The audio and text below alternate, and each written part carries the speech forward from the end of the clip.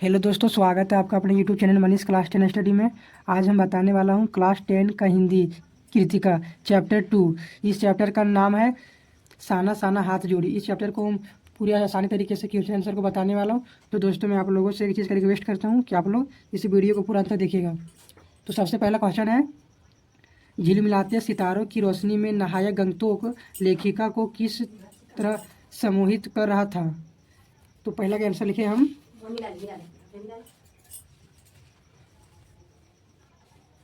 तो पहला का आंसर लिखे हम, झिलमिलाते सितारों की रोशनी में नहाया गंगतोक लेखिका को इस हद तक सम्मोहित कर रहा था कि उसे लगा किसी ने उस पर जादू कर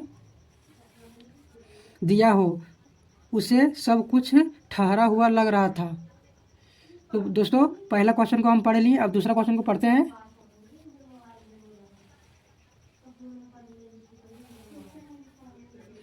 दूसरा क्वेश्चन है, गंगतोक को मेहनत कश, ये लिखे मेहनत ता है दोस्तों।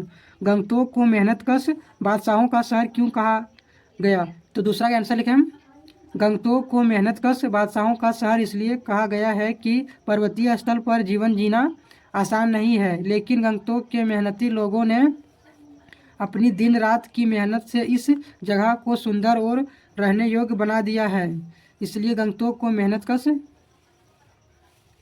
बादशाहों का शहर कहा गया है। तो दोस्तों, दूसरा क्वेश्चन को भी पढ़ लिया, अब तीसरा क्वेश्चन को पढ़ते हैं।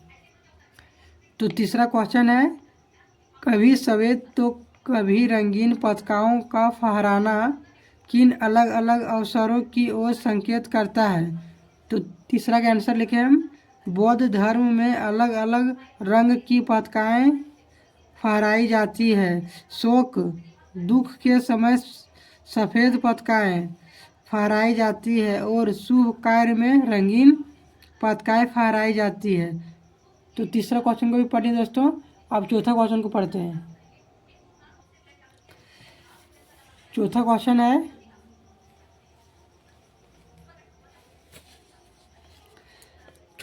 है, जितेन नार्गे ने लेखिका को सिक्किम की प्रकृति, वहाँ की भौगोलिक स्थिति एवं जनजीवन के बारे में क्या महत्वपूर्ण जानकारियाँ दी, लिखिए। तो हम चौथा का आंसर लिखे हैं, जितेन नार्गे ने लेखिका को सिक्किम की प्रकृति, वहाँ की भौगोलिक स्थिति एवं जनजीवन के बारे में निम्नलिखित जानकारियाँ दी। तो इसे पॉइंट बाय पॉइंट लिखे हैं। तो पहला पॉइंट लिखे हैं, जितेन ने बताया कि पहाड़ी इलाका होने के कारण वहाँ के रास्ते कठिन थे। अब दूसरा पॉइंट लिखे हैं, बच्चों की ज़िंदगी कठिनाइयों से भरी हुई थी। स्कूल से आने के बाद बच्चे लकड़ियाँ लाने में, अपने मवेशियों को चराने में अपने परिवार की मदद करते थे। अब तीसरा पॉइंट लिखे दोस्तों, जितेन ने लेखिका को यह भी बताया कि कटाव में जाकर उसको ताज़ा बर्फ़ देखने को मिलेगी। अब पांचवा क्वेश्चन को पढ़ते दोस्तों। तो पांचवा क्वेश्चन लिखें, लॉन्ग स्टॉक में घूमते हुए चक्र को देखकर लेखिका को पूरे भारत की आत्मा एक सी क्यों दिखाई दी।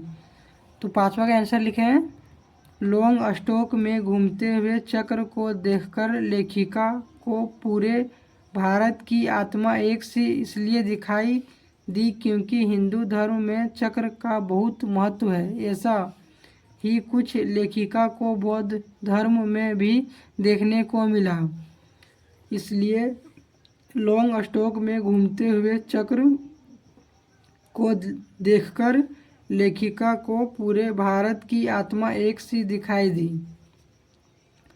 तो दोस्तों, आप लोग देखिए कि हम आंसर लिखे हैं, ज़्यादा लंबा करके नहीं लिखे, शॉर्ट में लिखे हैं पर सटीक लिखे हैं। आप लोग इसे और लंबा करके लिख सकते हैं। कहानी तो आप लोग आराम से तो पढ़ लिए होंगे स्कूल में। तो अब छठा क्वेश्चन को बताते हैं। छठा क्वेश्चन है, जितेन नार्गे की गाइड की भूमिका के बारे में विचार करते हुए लिखिए कि एक कुशल गाइड में क्या गुण होते हैं। तो छठा का आंसर लिखे हम, जितेंद्र नार्गे एक कुशल गाइड है और यह बात हमें कहानी पढ़कर पता चल जाती है। एक कुशल गाइड को भ्रमण स्थल की पूरी जानकारी होनी चाहिए। उसे वहाँ का भूगोल, इतिहास व संस्कृति के बारे में जानकारी होनी चाहिए, जिससे पर्यटक का ज्ञान बढ़े। हम इस क्वेश्चन के आंसर लिखें 1 2 3 4 5 लाइन में लिखें। तो आप लोग, अगर आप लोगों को लगता होगा कि शॉर्ट में लिखे हैं तो आप लोग इसे और लंबा करके लिख सकते हैं। जो कहानी पढ़े ना उसी में कहानी से देखिए कि जितेंद्र नार्गे की गाइड मतलब एक कुशल गाइड में हर प्रकार का ज्ञान होना चाहिए। अगर ज्ञान नहीं रहेगा तो पर्यटक स्थल के बारे में उसे, जो पर्यटक स्थल में जो घूमने जाते हैं लोग, उसको बता नहीं पाएगा। इसलिए कुशल गाइड में मतलब पर्यटक स्थल के बारे में हर प्रकार की जानकारी होनी चाहिए। तो वही सब लिख देना है। तो दोस्तों अब 7वां क्वेश्चन को पढ़ते हैं। 7वां क्वेश्चन है, इस यात्रा वृत्तांत में लेखिका ने हिमालय के जिन जिन रूपों का चित्र खींचा है उन्हें अपने शब्दों में लिखिए। तो 7वां का आंसर लिखे हम, हिमालय अपने विशाल रूप में नजर आ रहा था। पर्वतीय इलाके में रास्ते टेढ़े मेढ़े थे। इतनी ऊंचाई से घाटियों में बने हुए घर बहुत छोटे दिखाई दे रहे थे। बादल नीचे नजर आ रहे थे। अर्थात इस यात्रा वृत्तांत में लेखिका ने हिमालय के कई रूपों का वर्णन किया गया है, जिनमें विशाल पर्वत, गहरी घाटियाँ, रंग बिरंगे फूल और प्राकृतिक झरने इत्यादि शामिल हैं। लेखिका ने हिमालय में व्याप्त बर्फ की सुंदरता एवं गहरी खाइयों का भी वर्णन किया है। तो दोस्तों अब 8वां क्वेश्चन को पढ़ते हैं। 8वां क्वेश्चन है, प्रकृति के उस अनंत और विराट स्वरूप को देखकर लेखिका को कैसी अनुभूति होती है। तो 8वां का आंसर लिखें हम, प्रकृति के अनंत और विराट स्वरूप को देखकर लेखिका को अत्यंत सुख और शांति की अनुभूति होती है। वह सारे दृश्य को ऋषि मुनि की तरह शांति से देख रही थी और संपूर्ण सौंदर्य को अपने अंदर समेट। ये टा लिखें दोस्तों। आप लोग दोस्तों हर आंसर को लिखिएगा, अच्छा राइटिंग बिठा के लिखिएगा। हम हल्का सा फास्ट में लिखे थे। समेट लेना चाहती थी, वह रोमांचित और लिखे इसे, और पुलकित थी। तो दोस्तों अब 9वां का क्वेश्चन को पढ़ते हैं। 9वां क्वेश्चन है, प्राकृतिक सौंदर्य के अलौकिक आनंद में डूबी लेखिका को कौन कौन से दृश्य झकझोर गए। तो 9वां का आंसर लिखें, लेखिका को प्राकृतिक सौंदर्य के बीच पहाड़ी औरतों का पत्थर तोड़ते हुए देखने का दृश्य झकझोर गया। उन्हें यह दृश्य इसलिए भी दुखद लगा क्योंकि वे औरतें कोमल हाथों से पत्थर तोड़ रही थी और उनकी पीठ पर बच्चे भी बंधे हुए थे। दोस्तों वहाँ के महिला लोग बहुत मतलब मेहनती होती थी। वहाँ पुरुष से ज़्यादा लोग मेहनती होते थे महिला लोग, और सबको वहाँ पत्थर तोड़ने का काम करती थी महिला लोग। तो वही सब लिखना है।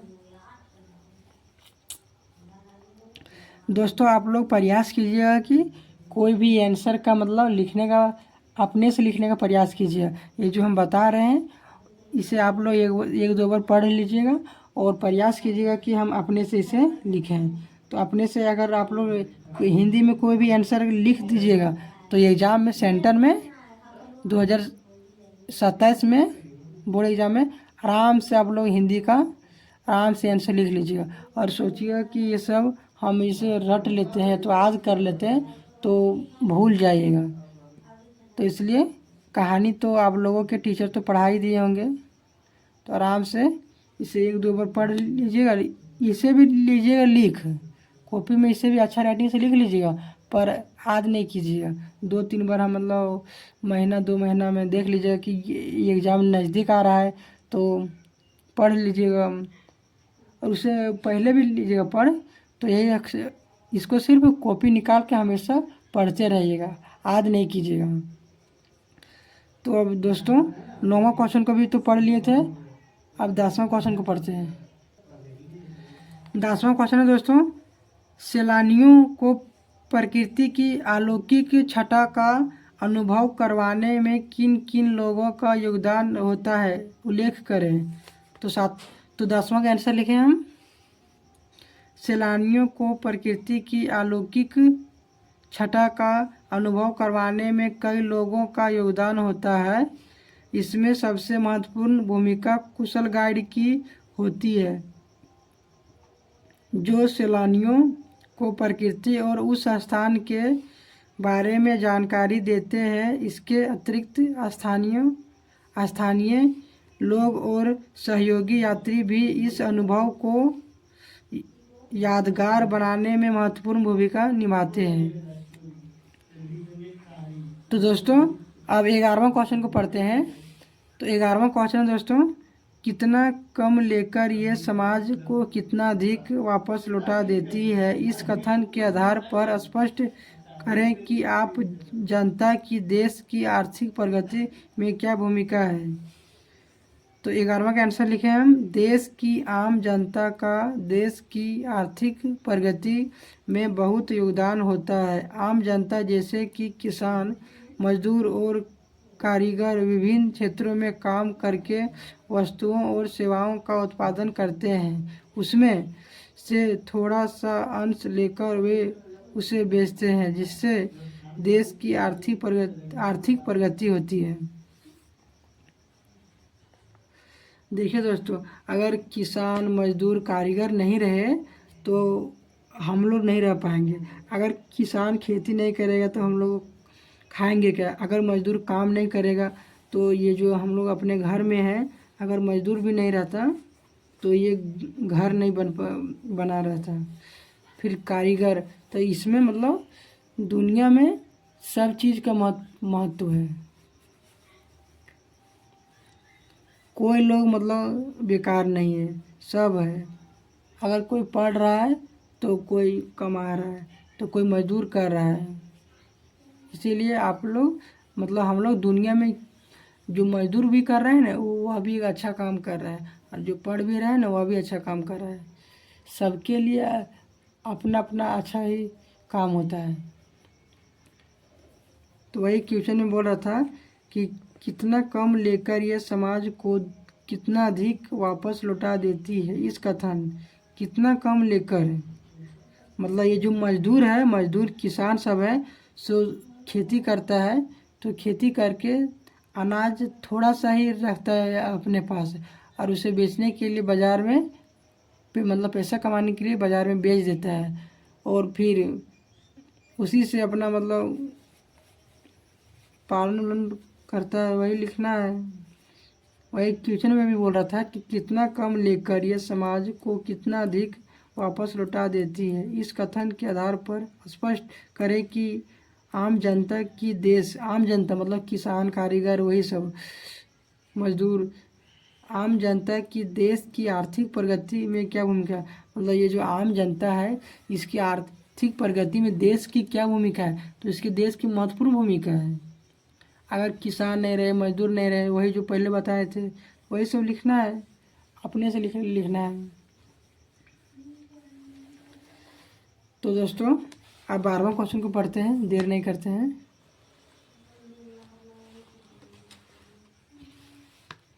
तो 12वां क्वेश्चन है, आज की पीढ़ी द्वारा प्रगति के साथ किस तरह का खिलवाड़ किया जा रहा है, इसे रोकने में आपकी क्या भूमिका होनी चाहिए। दोस्तों ये सब क्वेश्चन है। ये सब क्वेश्चन अगर मतलब मान लो कि कोई किताब ही नहीं पढ़ा है ना, तो ये सब का आंसर अपने से वो लिख लेगा। ये सब जो मतलब घर उर में मतलब जो गांव देहात में होता है वही सब यहाँ लिखना है कि आज की पीढ़ी द्वारा प्रकृति के साथ किस तरह का खिलवाड़ किया जा रहा है, इसे रोकने में आपकी मतलब वही प्रकृति से मतलब ज़्यादा ले रहा है, मतलब ज़रूरत है कम पर प्रकृति से ज़्यादा ले रहा है। हर मतलब विभिन्न प्रकार के पेड़ को काट दे रहा है जिससे प्रकृति को नुकसान पहुंच रहा है। तो वही सब लिखे हैं कि आज की पीढ़ी द्वारा प्रकृति के साथ कई तरीकों का खिलवाड़ किया जा रहा है, जैसे वनों की कटाई कर दे रहा है। तो यहाँ लिखे हैं वनों की कटाई। तो वनों की कटाई, हमें उस वन को काटने चाहिए जो सूखे वन रहते हैं, परंतु मतलब वह वन भी काटना चाहिए जो सूखे नहीं रहते हैं, पर अत्यधिक मात्रा में वन को नहीं काटना चाहिए, ज़रूरत पर वनों को काटना चाहिए। तो फिर वही लिखे हैं वनों की कटाई पर्यावरण प्रदूषण कर देता है। कोई पर्यटक मतलब स्थल में अगर कहीं मतलब घूमने का जगह है तो वहाँ मतलब हर जगह घूमने की जगह में हर जगह डस्टबिन रहता है, वहाँ कूड़े कचरे को नहीं फेंकते, जहाँ तहाँ फेंक देता है। तो इसी से पर्यावरण प्रदूषण होता है, मृदा खनन होता है। प्लास्टिक का प्रयोग, प्लास्टिक की जगह हमें कोई दूसरा चीज़ का प्रयोग करना चाहिए। इसे रोकने के लिए मैं लोगों को ज़्यादा से ज़्यादा वृक्षारोपण एवं पॉलीथीन का प्रयोग न करने के लिए जागरूक करूँगा। पॉलीथीन की जगह कोई मतलब दूसरा चीज़ का प्रयोग करना चाहिए, तो जिससे पर्यावरण प्रदूषण नहीं हो। पेड़ अत्यधिक मात्रा में पेड़ लगाना चाहिए। पेड़ लगाने के लिए लोगों को जागरूक करना चाहिए। वही सब लिखना है कि इसे रोकने में आपकी क्या भूमिका होनी चाहिए, इसे मतलब रोकने में।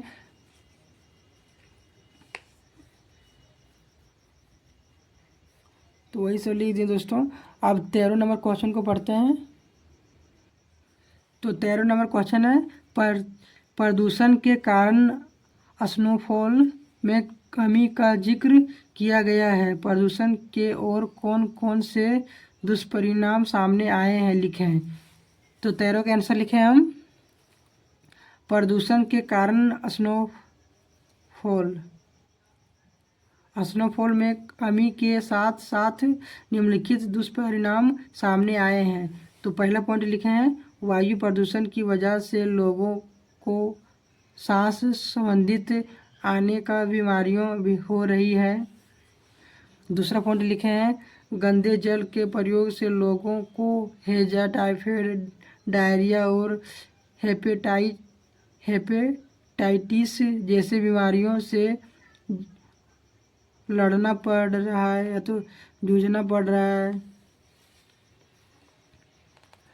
तीसरा पॉइंट लिखे हैं ध्वनि प्रदूषण की वजह से मानसिक तनाव, सुनने की क्षमता में कमी और हृदय रोग जैसी समस्याएं उत्पन्न हो रही है। अब दोस्तों 14 नंबर क्वेश्चन को पढ़ते हैं। तो 14 नंबर क्वेश्चन है कटावों पर किसी भी दुकान का ना होना उसके लिए वरदान है। इस कथन के पक्ष में अपनी राय व्यक्त कीजिए। तो 14 नंबर का आंसर लिखें कटाव में किसी भी दुकान का ना होना वास्तव में एक वरदान है। इससे कटाव का प्राकृतिक सौंदर्य और शांति बनी रहती है। यदि वहाँ दुकान होती तो प्रदूषण और गंदगी फैलने की संभावना बढ़ जाती। देखिए दोस्तों, यदि कटाव में कोई भी दुकान रहता है तो वहाँ प्रकृति मतलब वहाँ प्रकृति प्रदूषण होता है, मतलब वहाँ प्रदूषण अत्यधिक होता है। क्योंकि कटाव में बहुत कोई पहाड़ देखने, बर्फ़ देखने के लिए जाते हैं, तो वहाँ मतलब घर ही से या तो फिर कोई दुकान में सामान को खरीद लेगा, प्लास्टिक वाला सामान को जहाँ तहाँ फेंक देगा, तो उससे पर्यावरण प्रदूषण होगा। तो यह लिखें कि यदि वहाँ दुकानें होती तो प्रदूषण और गंदगी फैलने की संभावना बढ़ जाती है, जिससे उसकी सुंदरता कम हो जाती। तो दोस्तों सब क्वेश्चन के आंसर को हम सटीक में लिखे हैं, भले ही छोटा में लिखे हैं पर सटीक में लिखे हैं। तो अब 15 नंबर का क्वेश्चन को पढ़ते हैं। तो 15 नंबर क्वेश्चन है, प्रकृति ने जल संचय की व्यवस्था किस प्रकार की है। तो 15 के आंसर लिखे हैं, प्रकृति ने जल संचय के लिए एक बेहतरीन तरीका अपनाया है। सर्दियों में पहाड़ों पर बर्फ के रूप में जल जमा होता है, जो गर्मियों में पिघलकर नदियों और झरनों के माध्यम से बहता है, जिससे सूखे से बचाव होता है और जल की उपलब्धता बनी रहती है।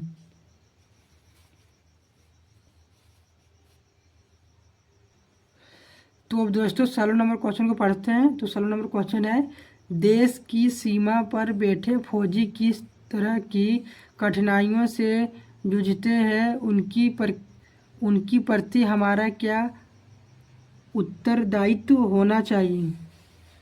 तो 16 का आंसर है, लिखे हम, देश की सीमा पर बैठे फौजी अनेक विषय परिस्थितियों में, जैसे कठोर मौसम, दुर्गम भूभाग और दुकानों के हमलों का खतरा होने पर भी डटे रहते हैं और रात दिन देश की सेवा करते हैं। उनके प्रति हमारा